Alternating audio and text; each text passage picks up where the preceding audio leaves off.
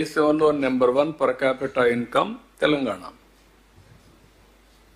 ఈరోజు అది ఆ రోజు నేను చేసినటువంటి ఒక ఎకో సిస్టమ్ క్రియేట్ చేసాం. ఆటో పైలట్లు ఎడతా ఉంది, ఎవరు వచ్చినా కూడా జరిగిపోతా ఉంది, ముందుకు పోయే పరిస్థితికి వచ్చింది. కనీసం ఈ రెంటి పైన శ్రద్ధ పెట్టి ఈ రెండు చేస్తే మళ్ళా రాష్ట్రం ఘాట్లో పడుతుందని చెప్పి రాత్రింబగుళ్ళు కష్టపడితే రాష్ట్రానికి ఉండే రెండు కళ్ళు పొడి చేసి అంధకారాన్ని సృష్టించే పరిస్థితికి వచ్చారు. బాధ, ఆవేదన ఓసారి, ఎందుకంటే అందరికంటే ఎక్కువ నేనే బాధపడతాను. ఎందుకంటే ఇన్నిసార్లు ఎవరు వచ్చి ఉండరు. దేశ చరిత్రలో 28 సార్లు ప్రాజెక్ట్ దగ్గరికి వచ్చి ఇప్పుడు మీరు తిరుగుతూ ఉంటే మా ఇంజనీర్లు చెప్పారని నాకు అన్నీ తెలుసు. అవన్నీ ఎక్కడ కాఫర్ డ్యామ్ అప్పర్ వస్తుంది, ఎక్కడ డౌన్ వస్తుంది, డయాఫామ్ వాల్ ఎక్కడ వస్తుంది, గ్యాప్ 1 ఎక్కడుంది, గ్యాప్ 2 ఎక్కడుంది, గేట్లు ఏంటి, everything. It is a history.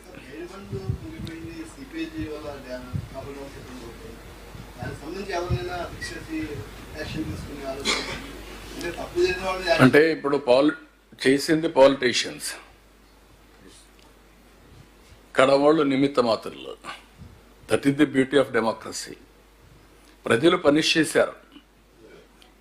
చేశారు కానీ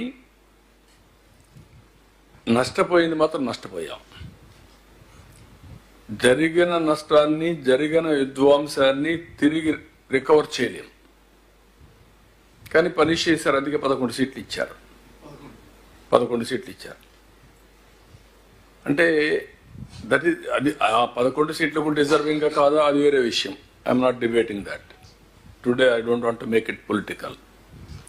ఇది ఒక కేస్ స్టడీ.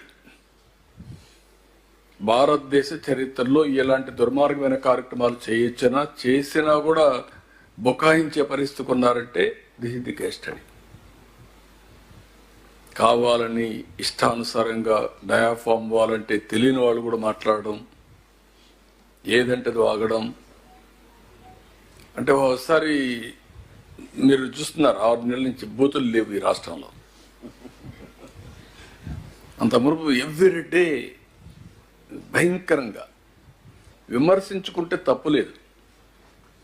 పాలసీల మీద విమర్శించాలి, రాజకీయం మీద విమర్శించాలి, ఇష్యూస్ పైన విమర్శించాలి.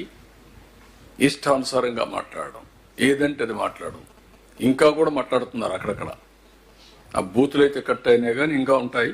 ఆ సోషల్ మీడియా కూడా ఇష్టానుసారంగా పెట్టి ఎక్కడో అమెరికాలో పెడతారంట, ఆస్ట్రేలియాలో పెడతారంట. అక్కడ పెట్టేసి తప్పించుకోవచ్చు అంట, వాళ్ళు పట్టుకురాలేమని. ఇలాంటి తప్పుడు విధానాలు అనేటివి చాలా బాధేస్తుంది. I don't want to go all these things today. ఏది హైట్ కి సంబంధించి 41.15 మీరు చెప్పాను, నేను ఒప్పుకోవడం కదా. అట్లాంటి ప్రయత్నం జరిగింది. ఎవరు రాసింది లెటర్? ఎవరు రాశారు? బుద్ధి జ్ఞానం ఉండాలా మాట్లాడాలంటే. ఏదన్నా మాట్లాడితే చెల్లుబాటు అయిపోతే నోటుకొచ్చేట్టు మాట్లాడడం అనేది తప్పు. ఎవరు ఒప్పుకున్నారు? నువ్వు ఒప్పుకున్నావు. కానీ అది మళ్ళీ రివైజ్ చేయాలని టైం పడుతుంది కాబట్టి ముందు పనులు కంప్లీట్ చేస్తేనే 45.75కి ప్రయత్నాలు చేస్తున్నాం. మళ్ళీ ఫైట్ చేసి తెచ్చుకుంటాం. అది క్లియర్గా బైఫర్కేషన్ యాక్ట్లో ఉండే ప్రాజెక్ట్ ఇది. దానికి 45.75 ఉంది. దానికి ఒకసారి పెట్టిన తర్వాత government of India administrative sanction ఇచ్చారు. ఇచ్చిన దాన్ని తగ్గించాడు ఇతను లెటర్ పెట్టి. 41 చేశాడు. సిగ్గు లేకుండా మళ్ళా మాట్లాడుతున్నాడు. అంటే ఏదంటే అది. అంటే మనం ఏది మాట్లాడినా కొంతమంది అని వింటారు అని మాట్లాడి తప్పది. అంటే రాజకీయాలకు విలువలు పోయినాయి అనుకోండి, అది వేరే విషయం. వాళ్ళందరూ వచ్చి